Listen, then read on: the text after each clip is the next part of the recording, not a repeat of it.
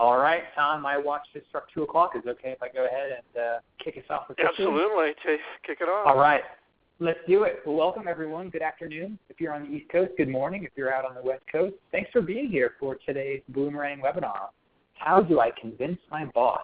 Busting through the ignorance ceiling at your nonprofit. And my name is Stephen Shattuck, and I'm the Chief Engagement Officer over here at Bloomerang. And I'll be moderating today's discussion, as always. Just a couple of housekeeping items. Just want to let you all know that we are recording this session, and we'll be sending out that recording to you later on this afternoon. So if you have to leave early, or maybe if you get interrupted, maybe your boss comes by and bugs you about something, a deadline or something like that, don't worry.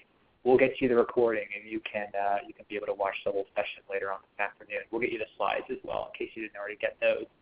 Most importantly, though, as you're listening, please feel free to use that chat box right there on your webinar screen. We're going to try to save some time for Q&A at the end. So don't be shy. Send us those questions, those comments. You can do that on Twitter also. I'll keep an eye on the Twitter feed.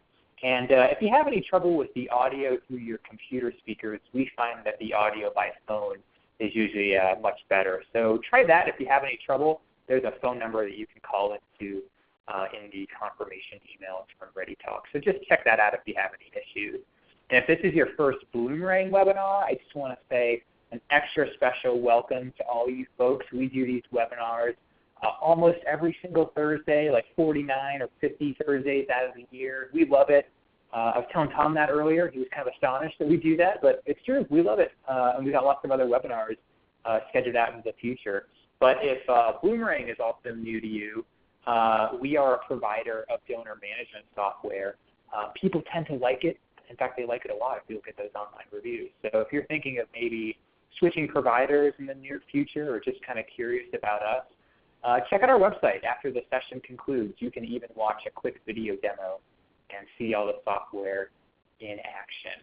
Don't even have to talk to a salesperson if you don't want to. But don't do that right now because you all are in for a real treat over the next hour or so. We've got a very close friend of the program, a hero of mine. I'm not just saying that. He truly is. We've got Tom Ahern joining us from beautiful Rhode Island. Tom, how's it going? You doing okay? I am, Stephen. We have our wisteria in bloom for the first time, full bloom. It's quite an amazing sight. Wow.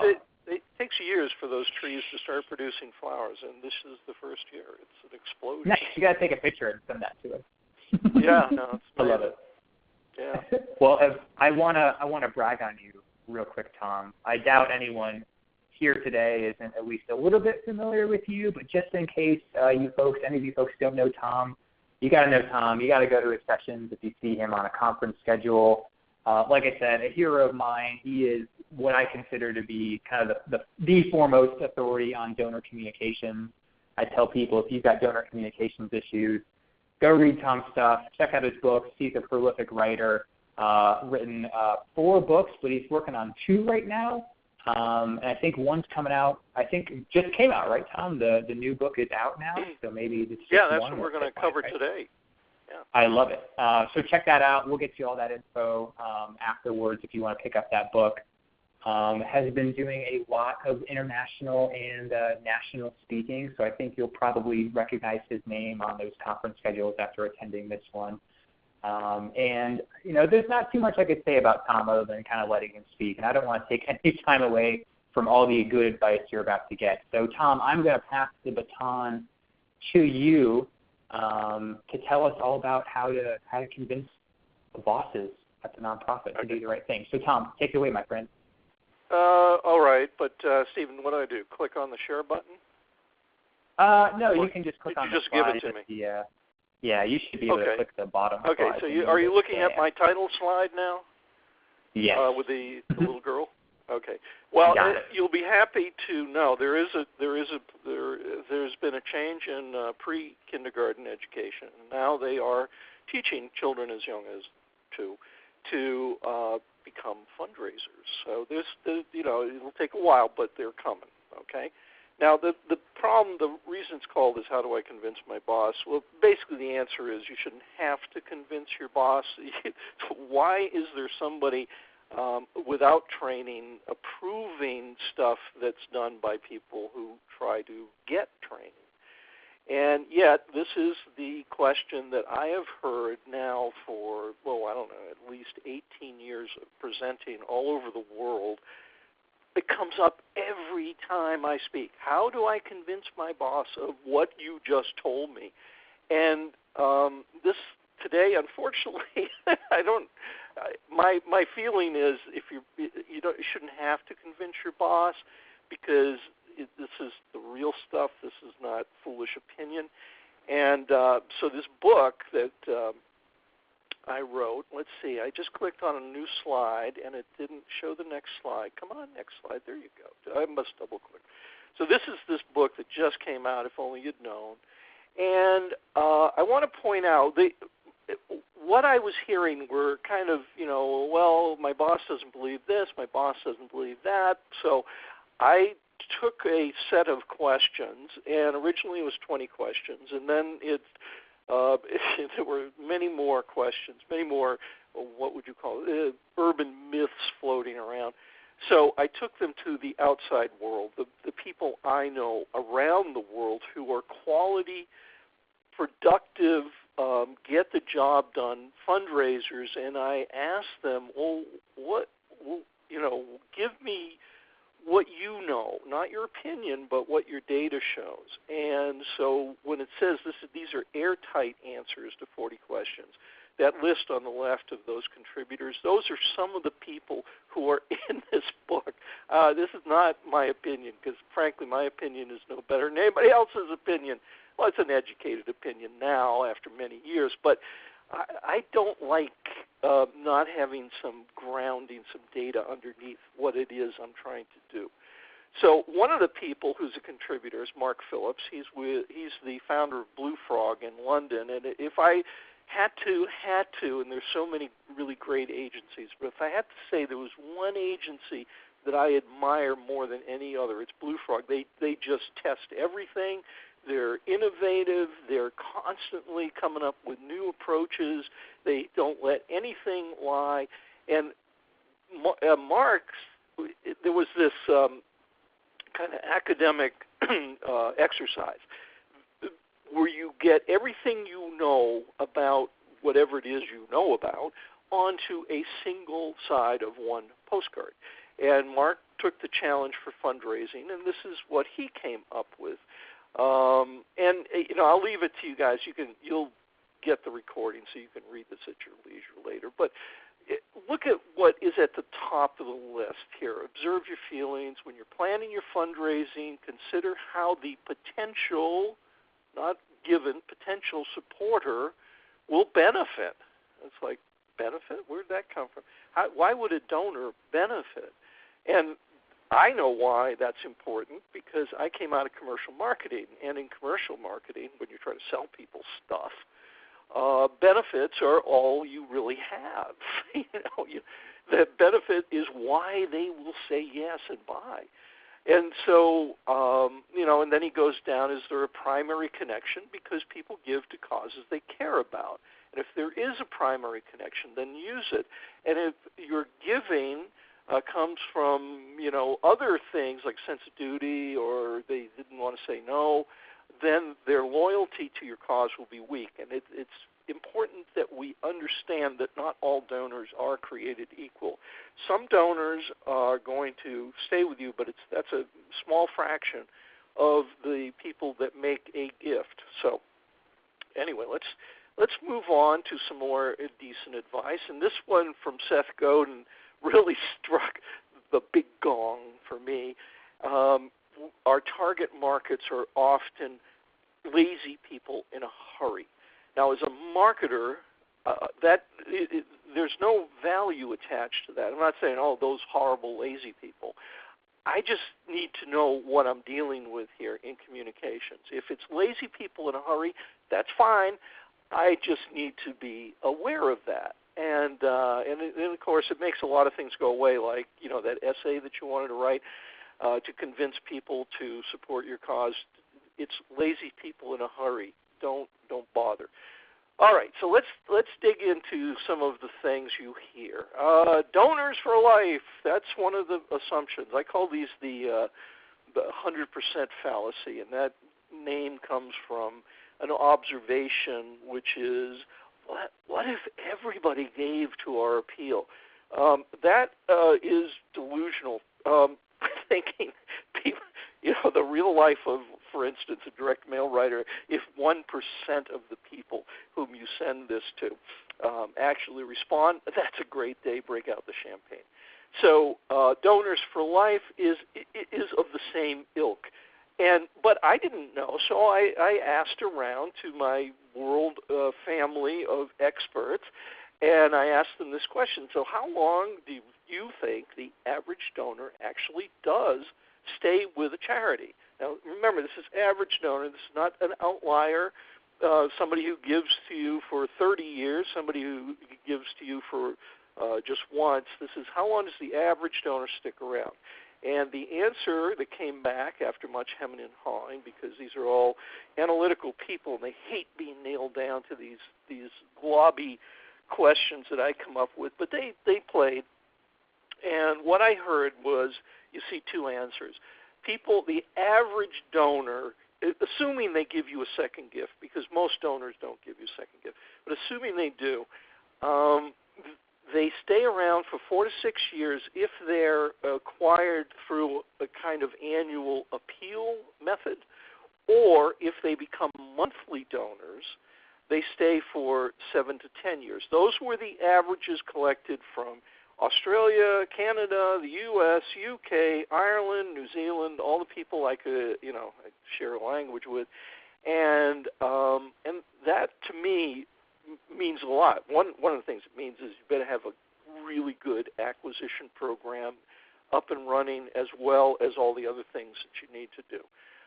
So please note, the 7 to 10 years, those are monthly donors. We'll be thinking about monthly more than once during this presentation. This one is got to be at the top of the hit list for board members and bosses who just want a magic bullet. And frankly, there are no magic bullets. There are no quick fixes. There are no cure-alls. There's no magic wands, no magic potions, no wonder drugs, miracle cures, or panaceas.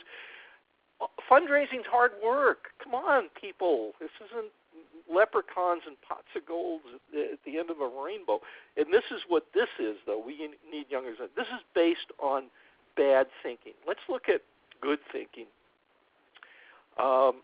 This is from Hillborn up in Canada. That's why you see the little flag.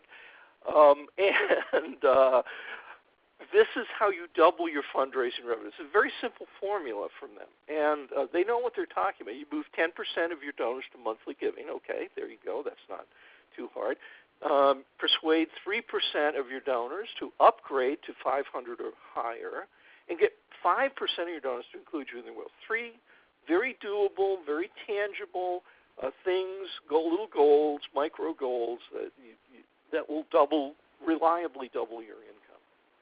And what is the thing that is not mentioned by Hillborn? And that is younger donors. Because that ain't where you're going to find the doubling of your money. Let's look at how old an average donor is. And you can see all the countries that were this question went out to. And here is the brilliant answer. How old is the average donor? 75 years of age. Now, that has consequences, unintended sometimes. You're sending out letters like in 12-point type to Old Eyes, and I can tell you as the proud owner of Old Eyes that the first thing I think is, your type's too small. I can't read that. That's a pain in the neck. That is not how you want to establish your brand with somebody, with them complaining mentally about your customer service. This is what a real average donor looks like, female of a certain age. And that sign she's holding up, that's how she wants you to make her feel. You the charity.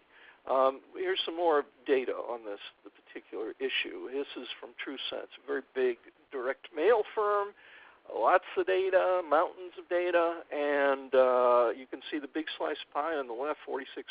That is Donors 65 and older, next biggest slice of pie, 55 to 64. Next biggest slice, 45 to 54.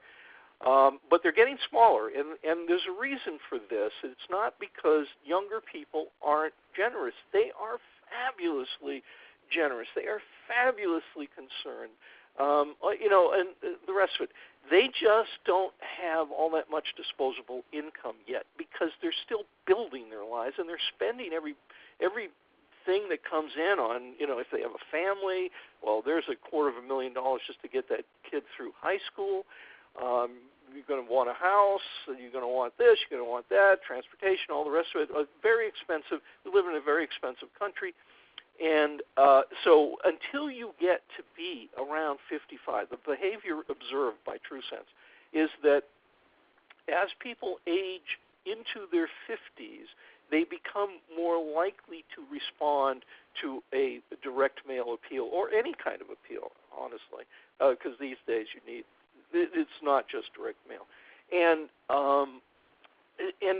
if you're not aware of this reality, then you're going to continue to say, no, we need younger donors. No, you don't need younger donors. They don't have any money yet. They need disposable income, and that's going to happen later in their lives.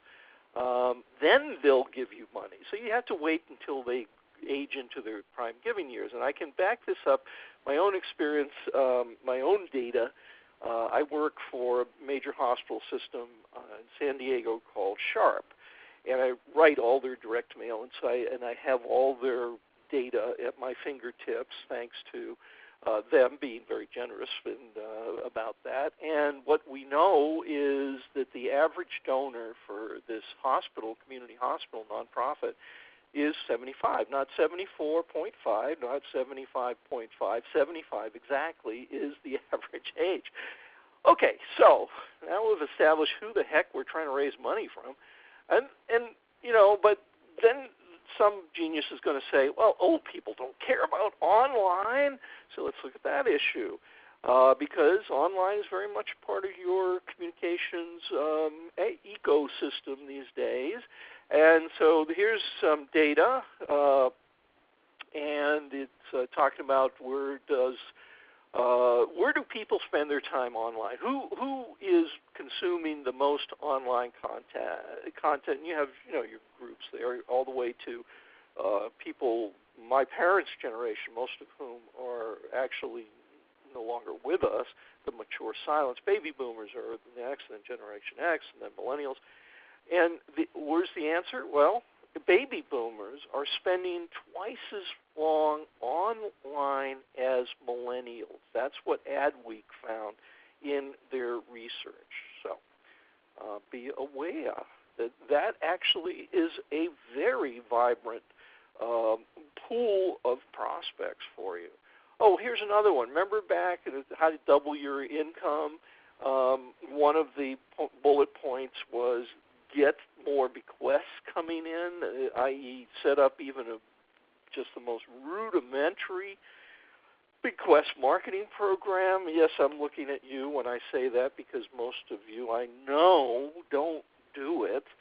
And one of the reasons you don't do it is, you've got your priorities, and you're thinking, well, we're not going to see that money for a good long time. They have to die first. And you're thinking, well, that's going to be down the road. Well, let's take a look at that. So what does the research tell us? How soon after you've created this bequest marketing effort will that first gift in a will arrive? Will it be within 3 years, which is pretty fast, 6 years, 12 years, more like what we were thinking, we won't see the money for a good long time? Well, you'll be happy to know, here's the research. Within 3 years of setting up a bequest marketing program, you will see a gift coming in. And that is because of when people tend to update their wills, which they tend to do one last time just before it is their last time. And, they know the CDC in America has said they're going to live to, on average, 82, and now they're 80, and they don't want to leave a mess behind, so they go in and they update their wills, and then, bonk, and, there's the money. It's coming in much faster than we believe. And if you aren't, I see, I've tried to embarrass people. I've tried to scream at people for years. Get marketing on bequests. It's the easiest money that's out there because it's going to all come from people that already give to you and already like you. They just don't think about it. So do it, and still, I'll come back next year and nobody's done it yet. I wanted to, but I never get around to it. 12 months went by.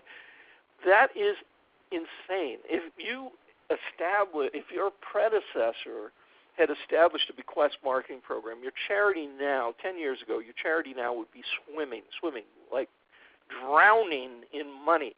And yet we don't get around to this. This chart here, this is from Mark, again, Blue Frog, showing that almost half of the bequests, charitable bequests in wills in the UK, almost half of them came in within 1 to 4 years of the will being updated or written initially. And that's confirmed by the number one legacy scholar in America, Russell James, down at Texas Tech, and he's looking at tomorrow dollars. Half of those gifts came from people who died at 88, who died at 90, and that most charitable bequests are added within 5 years of their death. So this is not tomorrow dollars. This is very much today, just over the horizon dollars.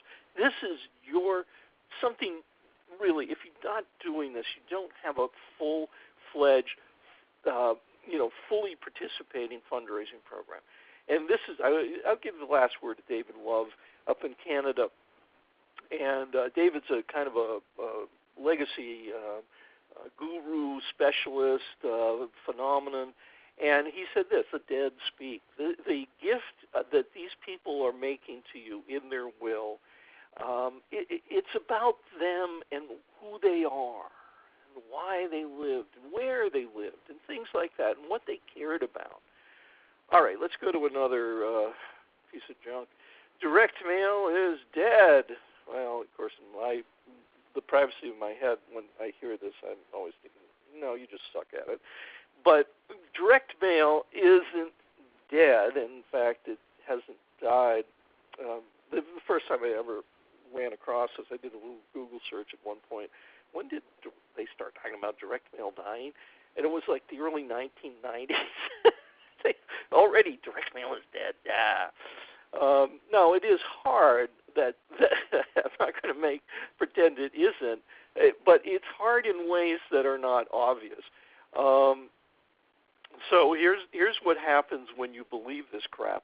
Wrong assumptions can kill you. Well, here's Pam Grow talking about one of her subscribers, and somebody says swallowed that Kool-Aid and said, okay, well, we're just going to drop direct mail, DM, and we're switching just to digital, right? We're going to just do digital because that's what modern people do, and they they lost 2/3 of their donors. In case that you didn't notice that part, 2/3 of their donors went away.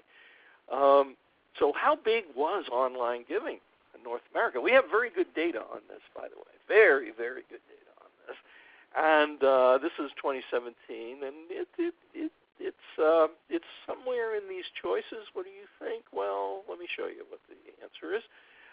It's between 5 to 10% of all giving is now exclusively done online. That is to say, an email comes in, or I see a post in a Facebook feed or something like that, and then I go to a website and I make my gift, and it's entirely digital. Well, that's 5 to 10%. Things are, and some of the numbers are really, you can see at the very top there, this is the new M&R digital benchmarks.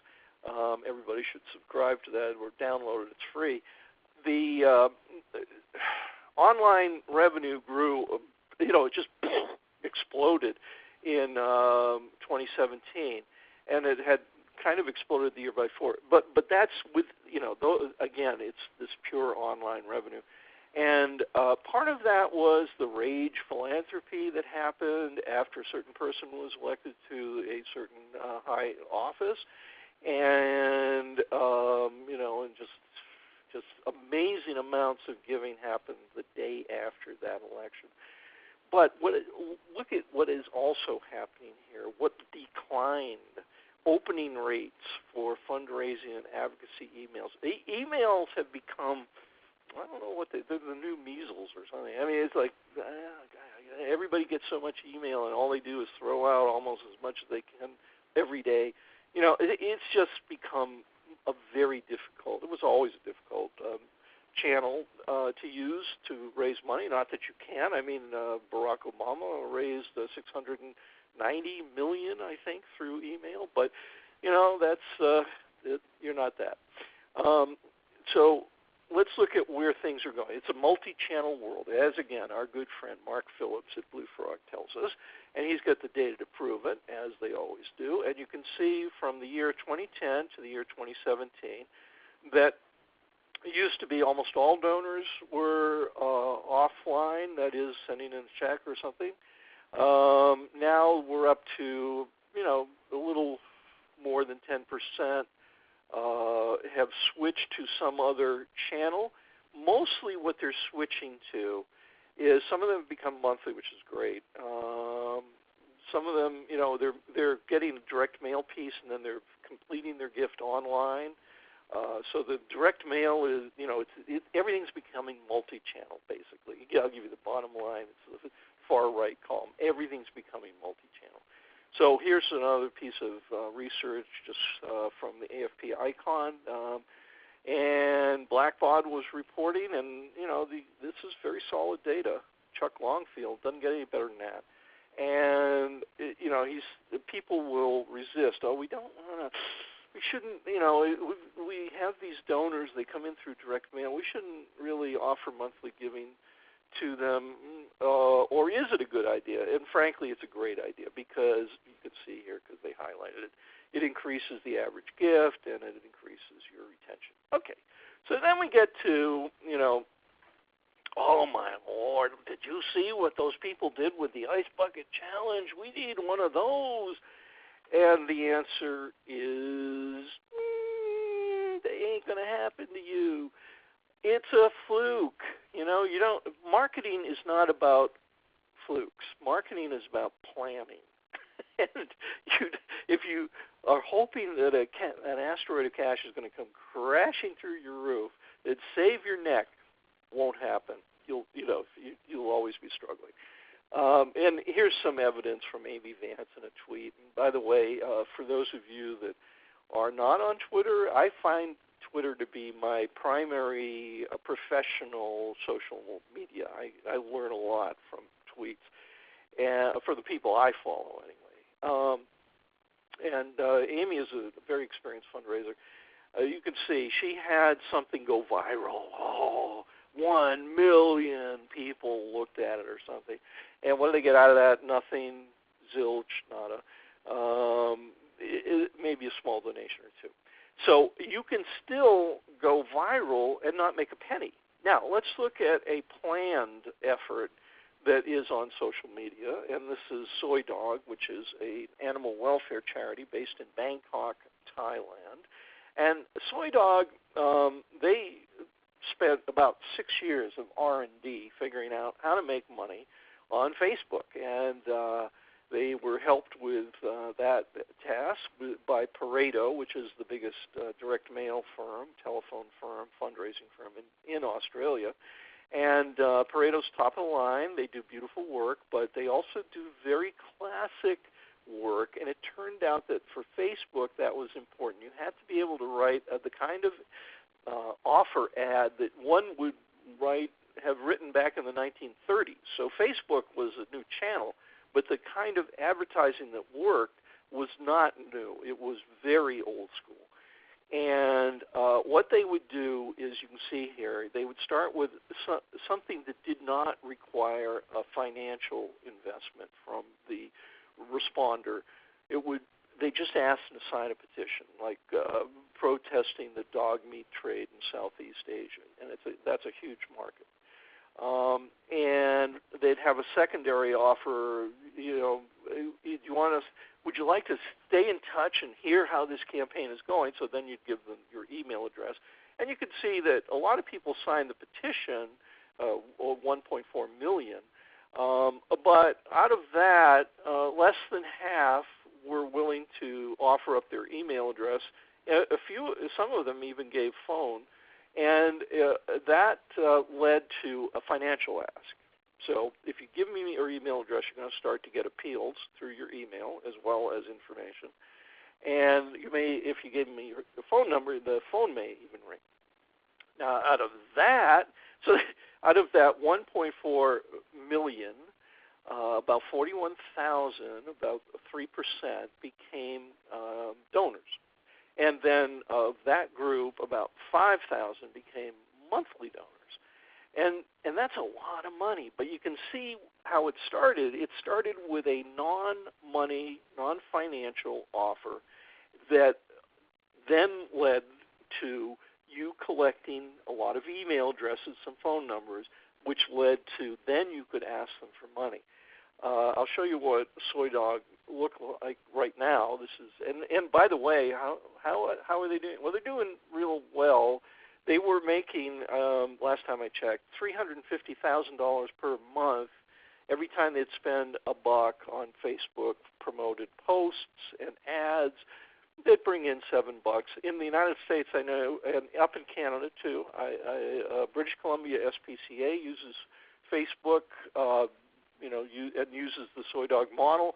The Humane Society of Northeast Georgia uses the same model, and they're making, every time they spend $1, they're making $18. So they, look at your return on investment. Are you getting $18 back for every dollar you spend on that second golf tournament that you've introduced because it's all your board members really want to do?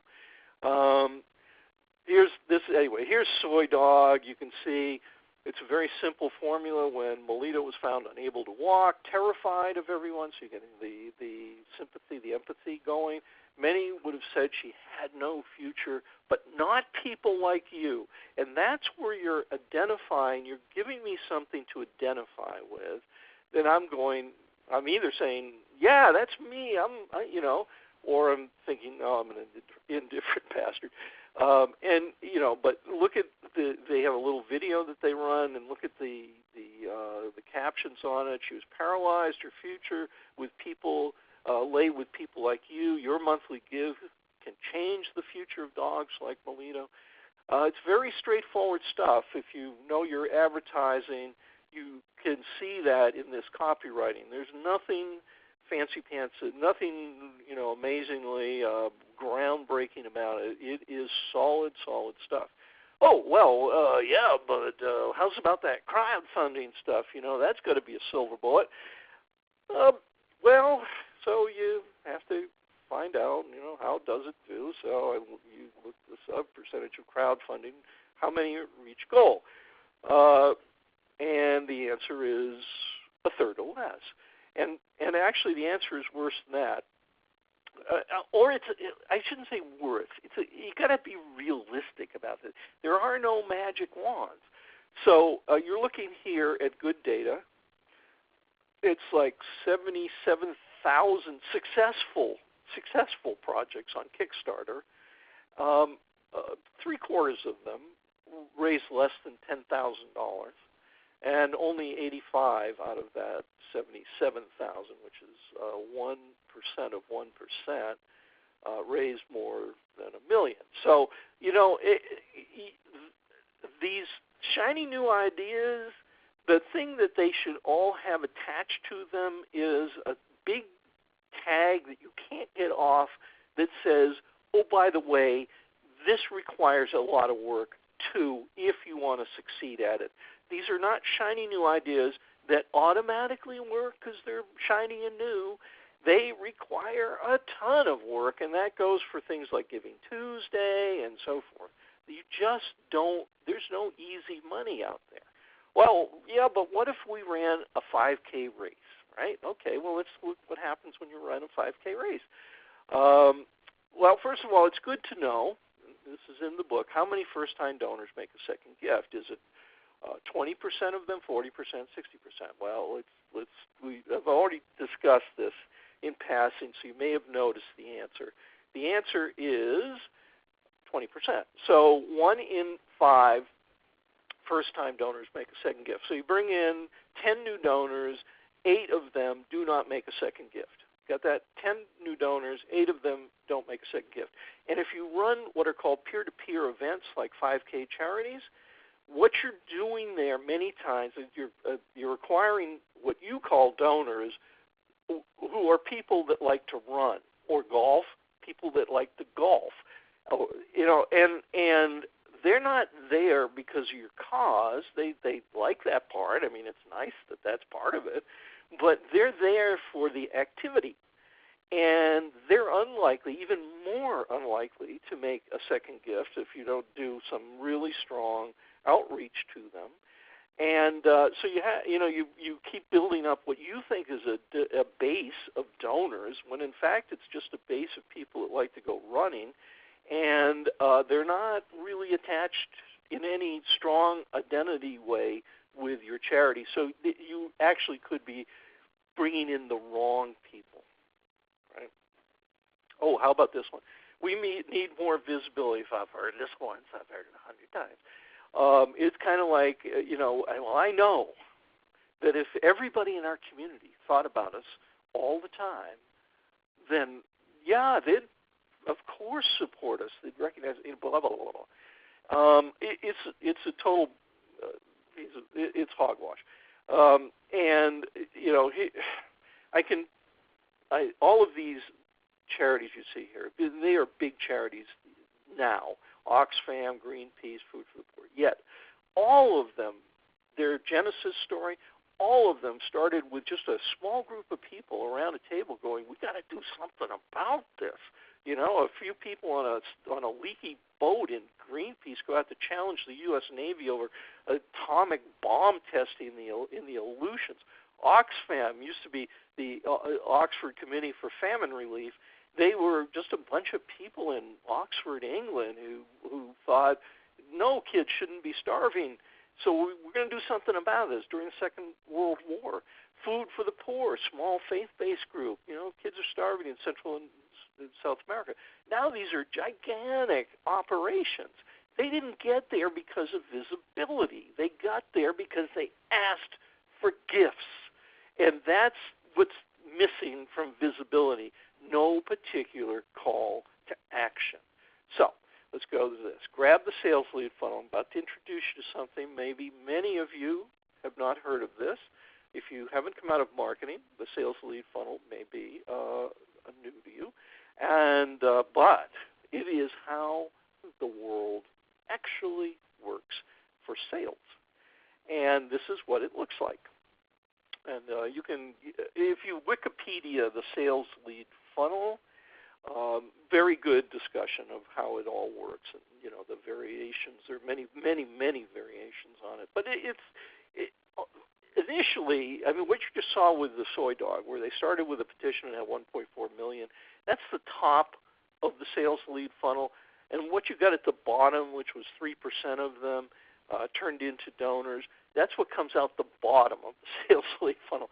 So, you email, and I'm just using the Museum of Science here because this was a decent email. It was for this past Giving Tuesday, and it was well done, I thought. And so it's sent out, and let's pretend we know their numbers. So they sent, the Museum of Science in Boston sent out an email to 10,000 people they have on a list.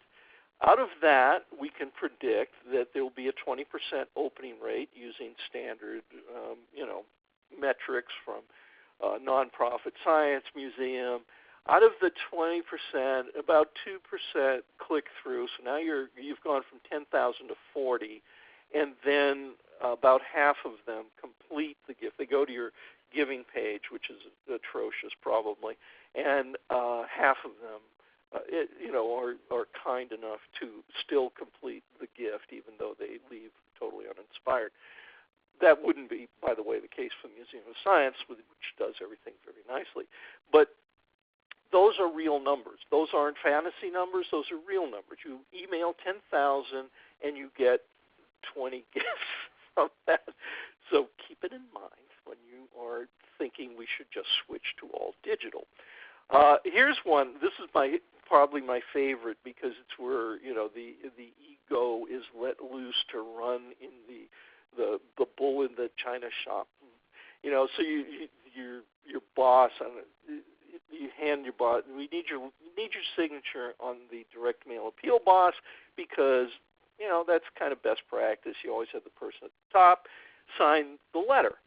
And there's a P.S. right after the signature, and you've written this letter because you've had some training, you've read some books, you've listened, you've seen good examples of stuff that did work, and you're trying to mimic that, and everything is right, okay? So, and then your boss says, I'm not going to sign it. It doesn't sound like me. Well, no, it doesn't sound like a, pompous, jargon-filled puppet sock, but it still may raise money. It follows all the rules.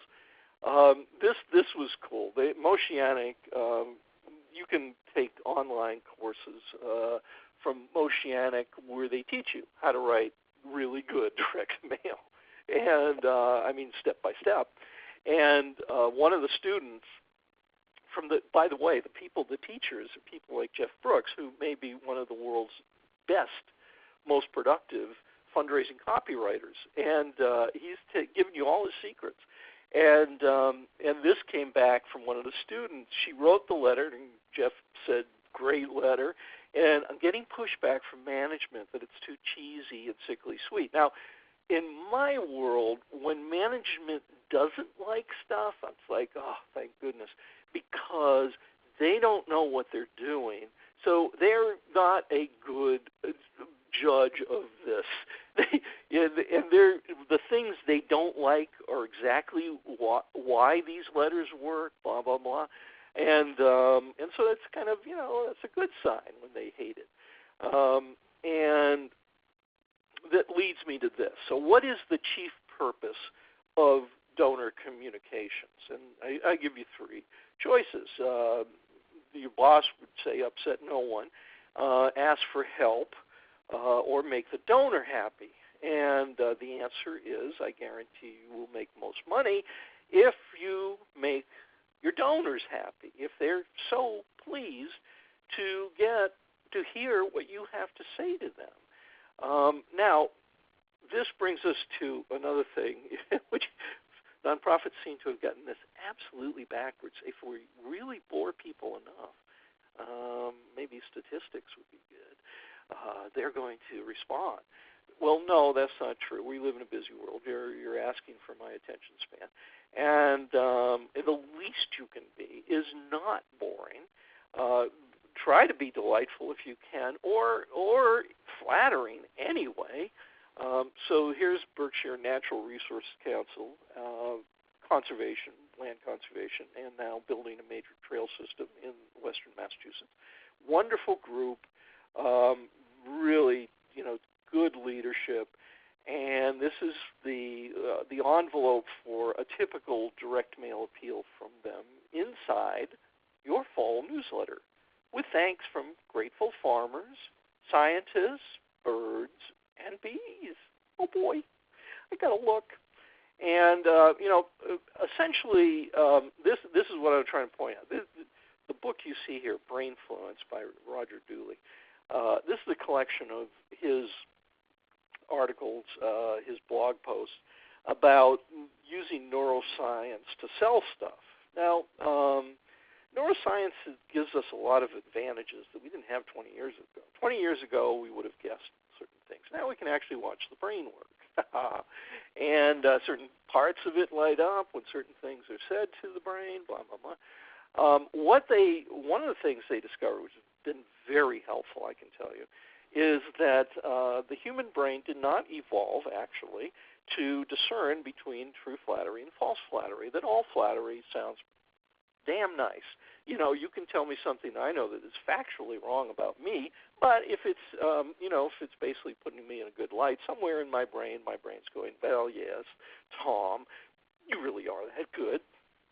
And so you can't over-flatter people. You can't tell them too often how wonderful they are and how beloved they are and how important they are and how needed they are. And so, I've been trying forever since I moved into the fundraising world out of the marketing world, which was a very well-studied world. Marketing was very relaxing in some ways because you knew everything had been figured out, right? It was just like, now we're going to tweak it to death. In the fundraising world, it was like, we haven't figured out almost anything. And so I've always wanted to try to get fundraising communications, my little specialty, down to just one thing you really had to be aware of, and you'd be fine. Everything else would just be technique. And it's this, why are you trying to get into the privacy of my head and my home and my wallet? Are you going to be, and bad guests are good, the bad guest sits there and talks about himself, and nobody wants that guest to come back. Or are you going to be the good guest who comes in and looks around and goes, I love the warmth of your home, of what you've done here. I love what you have created here. And which led me to the next thought. And this is it. This is for me. This is going to be on the tombstone. What is the purpose of donor communications? One thing, to make me feel good. Me, the donor. Me, the recipient. Me, I feel proud of myself. I'll feel needed when you send me something. I'll feel surprised and entertained when you send me something. And if you go back to Mark Phillips, get it all on one side of a postcard, you're going to find that he's saying exactly the same thing. I try, his is a little, little more upper chambers than I am, a little more aristocratic. This is all you really need to know. You want to make your donor feel really good. And if you do that as often as you can, that's when you start making a ton more money. So, for instance, what kind of words do you use? Well, we know what kind of words to use. Jen Shang, the woman you see on the screen, psychologist who specializes in giving behavior, investigated what kind of adjectives are used, for instance, in the United States to describe what we would consider a good person, that being somebody we would want to live next to, somebody we want to work with, somebody we would ask for help, blah, blah, a good person. And these are the words that came out of her research, kind and caring, compassionate, and so forth. So many of these are directly applicable to philanthropy, the act of philanthropy, to fundraising. You use these words. You're such a kind person. You're such a caring person. You're such a compassionate person. We know you want to help. We know that you believe in fairness. That would be social justice. As a generous person, you use these words. Here's Lisa Sargent. She's talking about, and again, this is why I cling to Twitter. This is one of Lisa's tweets, and she is to be found there. 13 qualities that you can use when you thank your donors that will make them feel better. Thank you for your courage, your faith, your trust, your concern, your loyalty. You can see it, blah, blah, blah, blah, blah. Are you using these words yourself? Because if you're not, you're leaving tons of money on the table, and you're disappointing, more importantly, the people that would potentially be your supporters. Most organizations, most charities, most nonprofits that I review, and I review thousands of pieces of material in the course of any year, speak in the we voice, which is not a magic word. That's corporate communications. That's about how great the organization is. You need to speak in the you voice, or here's a little list from the wonderful Claire Axelrad, who is also a presenter for Bloomerang on these webinars. So whatever Claire tells you, just do it. She knows what she's talking about. And she had this little list of magic words, and I made I put some, you as number one. It is at the top of the list, and there's a reason for that. It is the most powerful word we have. English is a wonderful gift to the fundraising profession because the word you is allowed, and we can use it. And these other words, those are good too. Ask for a small gift, not a large gift, some other things. But you is by far the most important. And what you're looking at now on screen is a letter. It was written up in the New York Times because it was ridiculously successful at bringing in new donors to the Sharp hospital system. 35,000. Discharged patients became then donors because of this one letter. And here, you can see I have circled each instance of the word you so that you can see how many there are. When I'm writing for clients, I'm testing for the frequency of the word you all the time, and I'm automatically rewriting anything that doesn't have the word you. If you look at this, you'll see that your eye is basically never more than an inch mostly, or a quarter inch mostly, from another word you. That is purposeful, and your boss would hate it. But what do they know? They don't. And also, it's going to be in the big type because nobody really reads the small type. So when you have headlines, that's the place for the word you. Dear donor, Angelo has something he'd like to tell you. You saved us. That's important. Here's an example of an email that came to me from a charity I support called Vita Hoven. And it's a charity, is wonderful charity. If you want to see some incredible donor communications work, this small charity, which is for orphans and is located in Tijuana, Mexico, is going to surprise the heck out of you. You give them any amount of money, and they are going to make you feel great. And they're going to send you stuff like this. You can see this is an email. The stopwatch is there because I need to emphasize it. Faster, faster, faster. You're 2 minutes away from feeling phenomenal, Tom. Well, of course, you're going to open that up. I get the quick gift of joy, and then we got a Thanksgiving present for you, Tom. Made this video just for you, Tom. You mean the world to us, Tom. Thank you for being a friend, Tom. Oodles of love and extra gravy from all the Vita Hoven kids.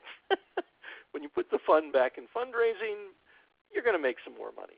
Now, if you've got some jackass on your board or your boss who thinks that the sun rises and sets on correct grammar, so would insist on it's to whom, not to who are you sending it, then you need to escape their clause because they are ninnies. And none of that matters. All fundraising copy should sound like conversation according to the very, very, very, very, very good and yet dead George Smith, who wrote this book, Tiny Essentials of Writing for Fundraising. He's a very successful copywriter.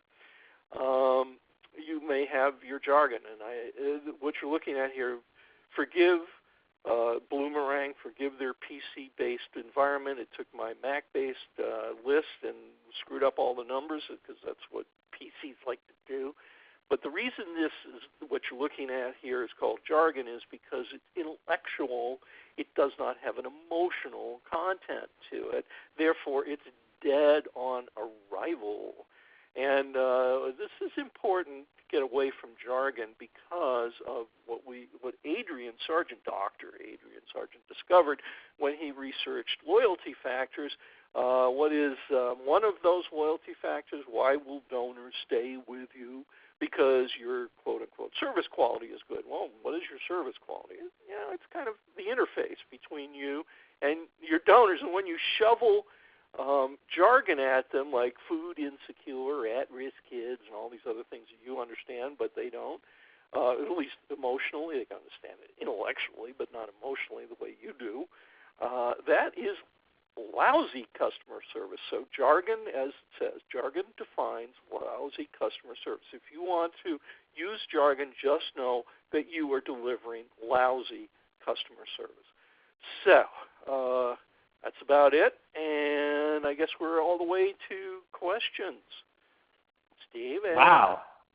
You busted so many myths. I think you busted like 10 or 12 myths that needed to be busted. So thank you. Let's hope so. That was awesome.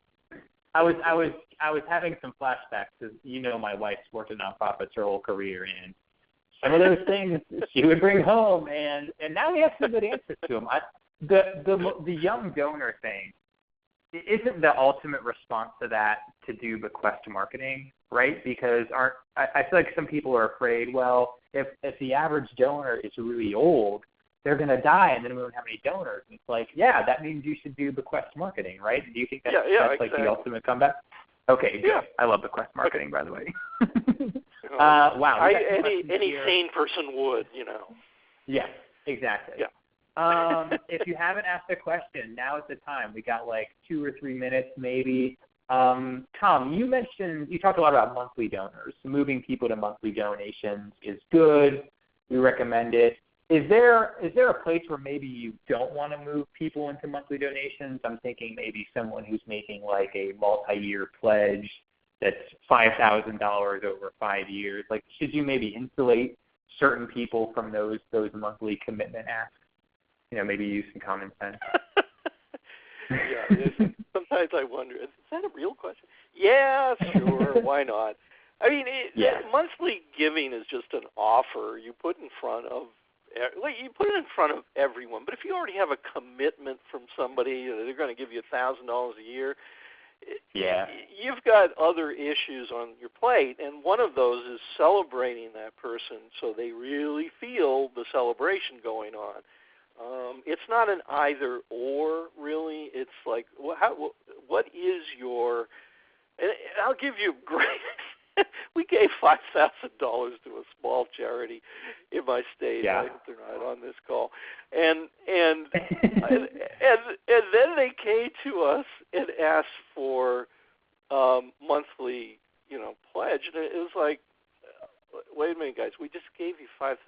You haven't even mentioned that in this letter. Right. So if you send everybody the same letter and you don't recognize the fact that some of the people receiving it are already major givers, then you're an idiot.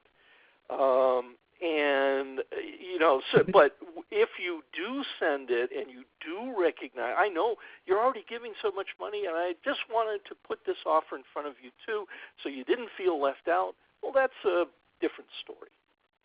Yeah, that's different. Okay. Tom, I know you have opinions about this. What advice do you have for people who maybe they're getting resistance to telling client stories because those people don't want to maybe be exploitative towards showing those people who have maybe suffered the ailment or the thing you're trying to solve in the world? What do you think about maybe putting those people in front of a camera in an appeal or something like that? Okay, that's a topic for a different time. But there's an answer in this book. But I'll give you a quick. When you ask for money, you're often presenting a problem to the donor and asking the donor to solve that problem. Yep. So often when you're asking for money, and this is particularly true with acquisition, where they don't have any relationship with you yet. You're putting, here's the problem. It's a bad problem. It's a real problem. Will you do something about it? That's kind of a moral challenge offer. And some people, a very small number, will say, yes, I'll do something about it, and they'll send you a check. Yep. Then you have to thank them. That's delivering reciprocity, which is a psychological obligation that you have. And then you report back to them what happened with their philanthropy collected with other philanthropy. How is philanthropy changing the world? How is their philanthropy pooled with other people's changing the world? And in the reporting, you usually lean much more heavily towards solution, to happy faces. In the asking, first time asking, you're leading towards sadder things, because those are the problems that need to get solved. People need to understand the psychological basis for giving. It is not an intellectual decision. It is 5 million years of brain evolution at work. And we are a social species. We help each other. Not everybody, not every day, not all the time. But that is why we are, destroying our planet and we survive so well, is because we help each other. You can't, this argument, it puzzles me, but it doesn't really, because people don't know why people give, and they make all sorts of bad assumptions. That's what this book is about. I love it. Well, buy the book, and we'll get people a coupon code, Tom, for that discount. We'll make something happen there for the $10 off. You ask me, or are you going to do it? I don't know. I'm not we'll going to do it. Yeah, we'll figure it out. We'll email that to you all listening. We'll get that in your hands. Don't worry. I'll send you the recording, the slides. I'm going to send you all kinds of goodies. Tom, this is awesome. This was really cool. I love the session. Thank you for doing this. I know you're super busy. You're traveling. Yeah, I really appreciate it. This was awesome.